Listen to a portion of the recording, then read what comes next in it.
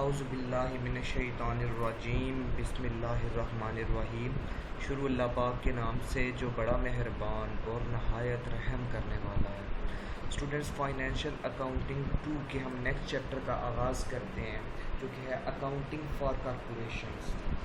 इस चैप्टर के अंदर हमने ये देखना है कि कॉरपोरेशन क्या चीज़ होती है, कॉमन स्टॉक क्या होता है, डिविडेंड्स क्या चीज़ है, प्रेफर्ड स्टॉक, ट्रेजरी स्टॉक और रिपोर्टिंग इनकी बैलेंस शीट वगैरह फाइनेंशियल स्टेटमेंट्स के अंदर। ठीक है, हमने यहाँ पे रिकॉर्ड करना है कि किस तरह से जर्नल एंट्री रिकॉर्ड की जाती है। उसके मुतालिक जो है मैंने आप लोगों को एक प्रीवियस लेक्चर में बताया था कि क्या चीज़ें होती है कॉरपोरेशन, इसकी कैरेक्टरिस्टिक्स के बारे में बताया था, काफ़ी डिटेल में बात हुई थी जूम मीटिंग के अंदर। ठीक है, तो आज हम उसके आगे चलते हैं कि अकाउंटिंग के अंदर इनकी रिकॉर्ड, हम इनको जर्नल एंट्रीज में हम किस तरह से रिकॉर्ड करते हैं। ठीक है, स्क्रीन के ऊपर राइट साइड पे आपको डिमॉन्स्ट्रेशन प्रॉब्लम एक नज़र आ रहा है और लेफ़्ट साइड के ऊपर उसका सोल्यूशन दिया हुआ है। ठीक है, मैं इसको एक्सप्लेन करूँगा, ईच ट्रांजैक्शन हर ट्रांजैक्शन को पढ़ूँगा, साथ उसको एक्सप्लेन करूँगा। ठीक है, देखिए डिमॉन्स्ट्रेशन प्रॉब्लम में क्या कह रहा है। Parking corporation began operations on January 1, 2010। The following transactions relating to stockholders' equity occurred in the first 2 years of the company's operations. 2 सालों का डाटा गिवन है, जर्नल एंट्रीज बनानी है हमने, ट्रांजैक्शंस गिवन है 2010 और 2011। रिक्वायरमेंट चेक करते हैं, रिक्वायरमेंट में क्या बात कर रहा है। Prepare journal entries to record these transactions. सबसे पहले क्या है कि जर्नल एंट्रीज हमने बनानी है। सेकंड नंबर पे prepare the stock holders equity section of the balance sheet as of December 31st, 2010 and December 31st, 2011 based on these transactions। Stock holders equity section के लिहाज से सेक्शन बनाना है हमने 2010 का भी और 2011 का भी। नेक्स्ट थर्ड में कहता है prepare a table showing dividend allocation and dividend per share for 2010 and 2011। Assuming Barton declares the following cash dividends: 2010 50,000 and 2011 3 lakh। ठीक है, अब ये हम इनको रिकॉर्ड करेंगे। रिक्वायरमेंट 1 सबसे पहले करेंगे। रिक्वायरमेंट 1 के अंदर जो है जनरल एंट्रीज बनानी है 2010, वही जनरल परफॉर्मा बनाएंगे, ये आपको लेफ़्ट साइड पे नज़र आ रहा है। 2010 जनवरी 1 को अब हम देखते हैं क्वेश्चन में क्या चीज़ दी है। Authorize the issuance of 2 million shares of 5 par value common stock and 1 lakh shares of 100 par value 10% cumulative preferred stock. Students, सबसे पहले जो आपने अपने माइंड में बात रखनी है कि ऑथोराइज कैपिटल जब भी गिवन होगा ट्रांजैक्शन के अंदर, हम उसकी जर्नल एंट्री नहीं रिकॉर्ड करते। हम कहते हैं कि ये वो कैपिटल है जिसकी मदद से जो मैक्सिमम लिमिट एक बता दी जाती है कंपनी या बिजनेस रजिस्टर्ड हो रहा होता है। ठीक है, अब उसके बाद इसकी टोटल क्वांटिटी मैक्सिमम इतने शेयर्स इशू किए जा सकते हैं 2 मिलियन शेयर्स। पार वैल्यू बता दी गई है, कॉमन स्टॉक की 5 है। उसके बाद जो प्रेफर्ड स्टॉक के लिहाज से बताया गया 1 lakh shares of 100 par value 10% cumulative preferred stock. तो प्रेफर्ड स्टॉक आपके पास कितने हैं? 1 लाख है। यहाँ पे एक और चीज़ 10% कम्युलेटिव, ये प्रेफर्ड स्टॉक की एक टाइप होती है जिसमें अगर प्रीवियस ईयर में डिविडेंड नहीं दिया गया तो वो आगे शिफ्ट कर दिया जाता है इसमें रिकॉर्ड करने के लिए। ठीक हो गया, ये इसकी हम जर्नल एंट्री नहीं रिकॉर्ड करेंगे क्योंकि ये इसकी वजह से कोई फ़र्क नहीं पड़ा। हम कहते हैं मटीरियलिटी कंसेप्ट हम यूज़ करते हैं, तो उसके लिहाज से यहाँ पे कोई फ़र्क नहीं पड़ा, हम इसकी जर्नल एंट्री रिकॉर्ड नहीं करेंगे। ठीक है, जनवरी 2, नेक्स्ट जनवरी 2 को कहता है issue 2 lakh shares of common stock for 12 cash per share, कि 2 लाख शेयर्स जो हैं कॉमन स्टॉक इशू करती हैं, पर शेयर कितने हैं, उसकी प्राइस 12। यहाँ पे आपने एक माइंड में बात रखनी है कि पार वैल्यू कितनी थी कॉमन स्टॉक की, वो 5 थी। इसका मतलब प्रीमियम के ऊपर मोर देन पार शेयर्स इशू किए जाएंगे। जर्नल एंट्री बनाएंगे issue 2 lakh shares of common stock. जब शेयर इशू किए गए हैं तो इसका मतलब है कैश जो है वो डेबिट हुई है, कैश रिसीव की है, हम लिखेंगे कैश अकाउंट डेबिट। कितनी अमाउंट के साथ? 2 लाख शेयर्स हैं, 12 के हिसाब से मल्टीप्लाई करेंगे 24 लाख हमारे पास ये बन गया। ठीक है, उसके बाद क्रेडिट करेंगे कॉमन स्टॉक। जब भी स्टॉक इशू किया जाएगा कॉमन स्टॉक हमेशा क्रेडिट होगा, ये आपने बात अपने माइंड में रखनी है।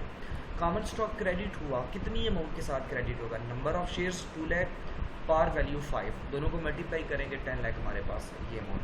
ठीक है, ये क्रेडिट कर देंगे। तीसरे नंबर पे अब इन दोनों का डिफरेंस था, 5 रुपये पार वैल्यू थी, 12 रुपये के हिसाब से इशू किया, तो इसका मतलब दोनों का डिफरेंस लेंगे 7 रुपये, वो हमारे पास क्या हो जाएगा, प्रीमियम जिसे हम रिकॉर्ड करते हैं paid in capital in excess of par common stock. तो कॉमन स्टॉक जो इशू किया गया है मोर देन पार वैल्यू, उसको हम इस जो है ये अकाउंट बना के इसमें लिख देंगे, ठीक है, इस नेम के साथ। तो ये आपके पास 14 लाख बन गया। नरेशन में issue 2 lakh shares of common stock, ये हमने नरेशन लिख दी। नरेशन क्या होती है, आपकी जनरल एंट्री ही रिकॉर्ड करते हैं, उसमें से ही हम सिंपल जो है वो एक्सप्लेनेशन दे देते हैं, ठीक है। नेक्स्ट जनवरी 3 को कह रहा है issued 1 lakh shares of common stock in exchange for building valued at 8,20,000 and merchandise inventory valued at 3,80,000। देखिए यहाँ पे एक कंसेप्ट यूज़ हो रहा है, कॉमन स्टॉक को जब भी इशू किया जाता है, या वो कैश के लिए इशू किया जा रहा होता है या अदर दैन कैश या अदर एसेट्स के लिए किया जा रहा होता है। यहाँ पे इस जनवरी 3 वाले ट्रांजैक्शन में उसने कहा बिल्डिंग ले ली, बिल्डिंग और मर्चेंडाइज इन्वेंट्री, और उसके बदले में जो है शेयर्स इशू कर दिए, ठीक है। तो जब हमने बिल्डिंग हमारे पास बिजनेस के पास आ गई है, बिजनेस में इजाफा हुआ है, तो उसकी जनरल एंट्री बनाते हुए लिख देंगे बिल्डिंग अकाउंट डेबिट 8,20,000, जैसा कि आपको नज़र आ रहा है लेफ्ट साइड के ऊपर, ठीक है। फिर मर्चेंडाइज इन्वेंट्री, वो भी उसमें भी इजाफा हुआ, वो भी एक साइड है, उसको भी हम 3,80,000 के साथ डेबिट कर देंगे। अब इन दोनों को हमने ऐड कर लेना है।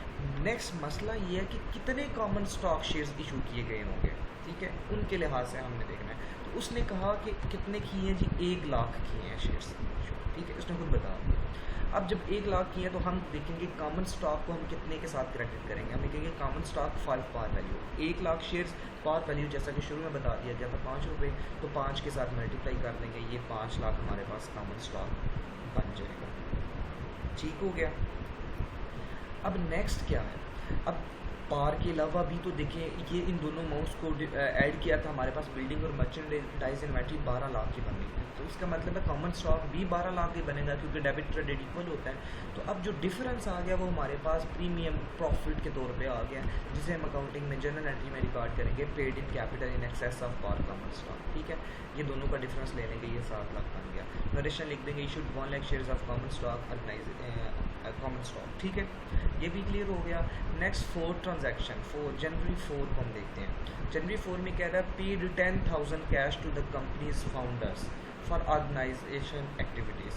क्या किया कि जो भी कंपनी के फाउंडर्स थे, हम कहते हैं जैसे प्रोमोटर्स होते हैं जो बना रहे होते हैं, बिजनेस स्टार्ट कर रहे होते हैं, उनको एक्सपेंसेस के बदले में जो कैश जो है पे कर दी गई है, उन्होंने कोई खर्चा किया है, ठीक है, ऑर्गेनाइजिंग एक्टिविटीज़ के ऊपर, और 10,000 कंपनी ने पे किया। तो जब 10,000 पे किया इसका मतलब कैश आ जाएगी, कैश पे कर देंगे, उसको हम क्रेडिट कर देंगे, और जितने भी एक्सपेंसेस हैं उनको डेबिट कर देंगे। हम लिखेंगे जनवरी 4, ये ट्रांजैक्शन हमारे पास, ठीक है, जनवरी 4 को ऑर्गेनाइजेशन एक्सपेंसेस डेबिट कर देंगे 10 लाख के साथ, ठीक है, और हमने इसके साथ ये कैश क्रेडिट कर देंगे 10 लाख, ठीक हो गया, ये भी क्लियर होगी। अब narration paid founders for organisation cost. Next जनवरी 5 को नेक्स्ट ट्रांजैक्शन क्या कह रही है, issue 12,000 shares of preferred stock for ₹110 cash per share 100 है। अब यहाँ पे देखें जी कम प्रेफर्ड स्टॉक इशू करनी है। देखिए जब भी बात मैंने पहले की है कि जब भी स्टॉक इशू किया जाएगा स्टॉक हमेशा क्रेडिट होगा। अब यहाँ पे प्रेफर्ड स्टॉक इशू किया, उसका मतलब प्रेफर्ड स्टॉक क्रेडिट होगा। 1 लाख शेयर्स हैं और 12,000 शेयर्स हैं और 110 के हिसाब से। पुरानी पार वैल्यूज़ की 100 रुपया थी, अब 110 के हिसाब से इशू किया, इसका मतलब प्रीमियम आ गया, paid in capital in excess of par preferred stock आ गया, ठीक है। तो हम जनरल एंट्री रिकॉर्ड करेंगे, हम लिखेंगे 2010 जनवरी 5 कैश डेबिट कितने के साथ, 12,000 को मल्टीप्लाई कर देंगे 110 के हिसाब से, ये हमारे पास 13,20,000 बन गया। Preferred stock 100 par value credit, preferred stock number of shares 12,000 multiply by par value 100, 12 lakh बन गया। Paid in capital in excess of par in preferred stock, ये हमारे पास कहाँ से आ गया, दोनों का डिफरेंस 110 माइनस 100, 10 रुपये आ गए, 10 को 12,000 से मल्टीप्लाई कर देंगे 1,20,000 बन गया। नोरेशन लिख देंगे issue 12,000 shares of preferred stock, ठीक हो गया जी। यहाँ तक ट्रांजैक्शंस क्लियर होगी। 2011 जून 4 नेक्स्ट ट्रांजैक्शन, अब नेक्स्ट ईयर स्टार्ट हो गया, कह रहा है issued 1 lakh shares of common stock for ₹15 cash per share. जब भी इशू की बात की जाएगी आप हमेशा इशू प्राइस देखेंगे और बाद में जो है पार वैल्यू देखेंगे, ठीक है। 1 लाख शेयर्स इशू किए हैं 15 रुपये के हिसाब से, हम जनरल एंट्री रिकॉर्ड करते हैं, कैश डेबिट होगी 1 लाख मल्टीप्लाई बाय 15, 15 लाख बन गया, ठीक हो गया। कॉमन स्टॉक क्रेडिट होगा 1 लाख शेयर्स 5 के हिसाब से 5 लाख ये बन गया। दोनों का जो डिफरेंस था वो बन जाएगा paid in capital in excess of par common stock, ठीक है, वो आपके पास 10 लाख, ठीक है। यहाँ तक क्लियर हुआ। नेक्स्ट रिक्वायरमेंट 1 कंप्लीट हुई, रिक्वायरमेंट 2 की तरफ हम जाते हैं। अच्छा, रिक्वायरमेंट 2 के लिए क्या कह रहा है, स्टॉक होल्डर्स इक्विटी सेक्शन आपने बनाना है। देखिए आपको स्क्रीन के ऊपर लेफ्ट साइड पे नज़र आ रहा है ये stock holders equity section. Stock holder equity section बनाने के लिए ना आपके लिए आपने क्या करना है कि आप सबसे पहले जो है जर्नल का जो परफॉर्मा बनाया हुआ है आपने, जर्नल जो बना हुआ है वो अपने सामने रख लेना है, ठीक है। उससे क्या होगी कि आपको आसानी होगी समझने में कि कौन सी ट्रांजैक्शंस हमने की थी और किस तरह से की। जब इसने कहा है कि स्टॉक इक्विटी सेक्शन आप बनाएं तो सबसे पहले इसमें हम लिखते हैं, ये बैलेंस शीट का एक पोर्शन है ना, हम लिखेंगे कि कितने प्रेफर्ड स्टॉक इशू किए हैं पार के ऊपर, कितने प्रेफर्ड स्टॉक जो है paid in capital in excess of par है वो लिखेंगे, ठीक है। फिर हम देखेंगे कितना कॉमन स्टॉक पार के ऊपर इशू हुआ है ओवरऑल, ठीक है, स्टार्ट से एंड तक, और कितना कॉमन स्टॉक जो है paid in capital in excess of par है, ठीक है। वो सारी चीज़ें देख के हम उनको ऐड कर लेते हैं। अब जब मैंने जर्नल ये सामने रखा हुआ राइट साइड पे आपको नज़र आ रहा है, ठीक है। अमाउंट्स भी इनकी गिवन है, आगे अमाउंट्स की मैं शो कर देता हूँ, ठीक है।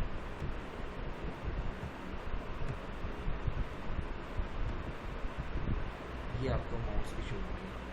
अब जब प्रेफर्ड स्टॉक लिखेंगे 2010 का भी 2011 का भी, ये देखिए यहाँ पे दोनों चीज़ें आपको नज़र आती हैं।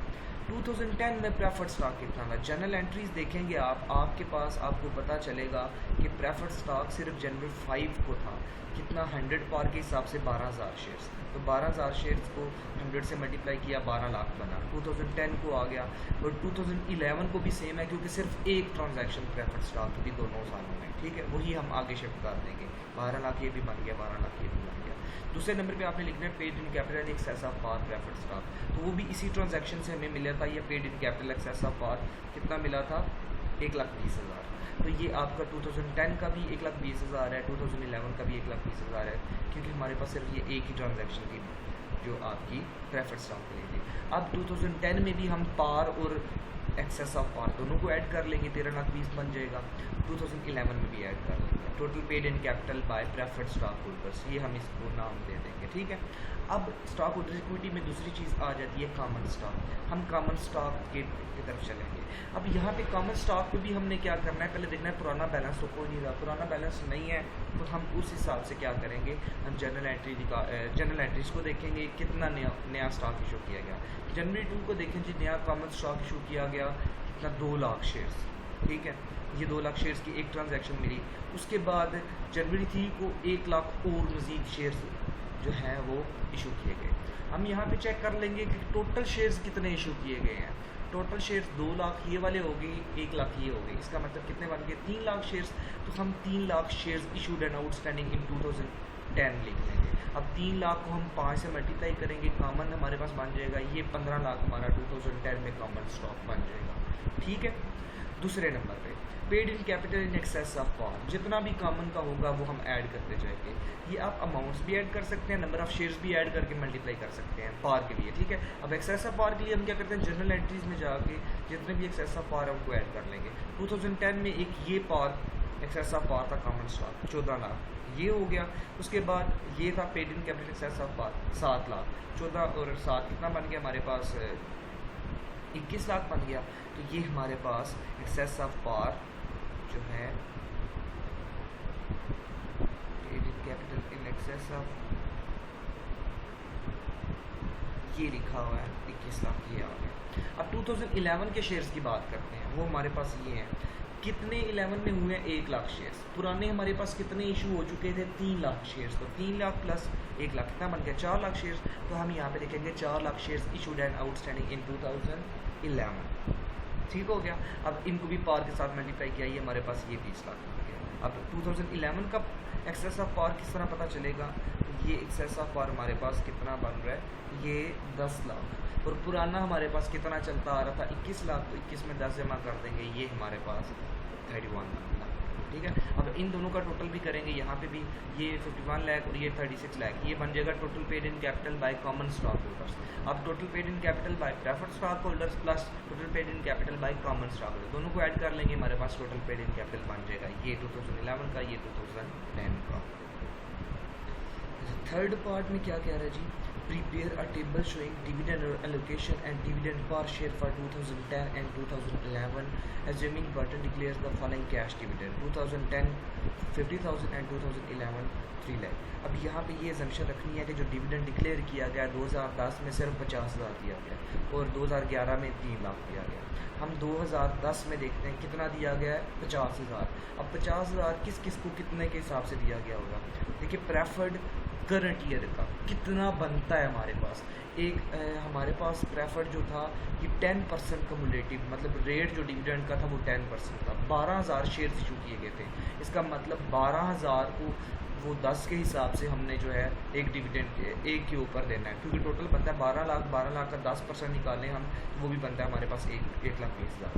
अब 1,20,000 डिविडेंड बनता था, लेकिन दिया कितना है प्रेफर्ड का 50,000, इसका मतलब टोटल 50 का 50 प्रेफर्ड में दे दिए, कॉमन हमारे पास 0 है, बैलेंस कॉमन रिमाइंडर पिछला जो है वो भी 0 हमारे पास आ रहा है, ठीक है, क्योंकि जो कम्युलेटिव है वो प्रेफर्ड होता है, तो प्रेफर्ड के लिहाज से रिकॉर्ड करें, बाकी कोई डाटा हमारे पास नहीं दिया हुआ इसलिए हम उसको रिकॉर्ड नहीं करेंगे।